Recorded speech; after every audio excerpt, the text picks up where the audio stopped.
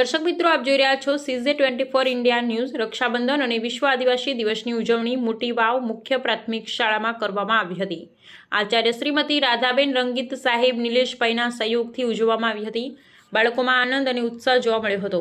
રક્ષાબંધન પર્વ એટલે ભાઈ બહેનનું એક અનોખું પર્વ માનવામાં આવે છે। બહેન ભાઈને રાખડી બાંધી પોતાની ભાઈ બહેનનો અનોખો સંબંધ રક્ષા માટે અપેક્ષા રાખતી હોય છે।